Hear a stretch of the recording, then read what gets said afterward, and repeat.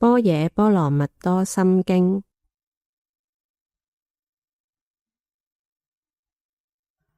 觀自在菩薩行深般若波羅蜜多時，照見五蘊皆空，度一切苦厄。舍利子，色不異空，空不異色，色即是空，空即是色，受想行識亦復如是。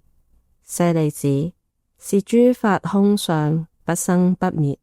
不垢不淨，不增不減。是故空中無色，無受想行識，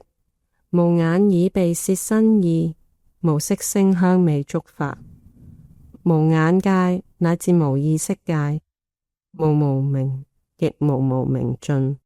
乃至無老死亦無老死盡，無苦集滅道，無智亦無得，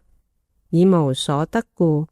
菩提薩埵依般若波羅蜜多故，心無掛礙，無掛礙故，無有恐怖，遠離顛倒夢想，究竟涅槃。三世諸佛依般若波羅蜜多故，得阿耨多羅三藐三菩提。故知般若波羅蜜多是大神咒，是大明咒，是無上咒，是無等等咒，能除一切苦，真實不虛。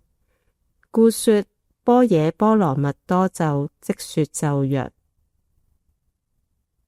揭諦揭諦，波羅揭諦，波羅僧揭諦，菩提薩埵。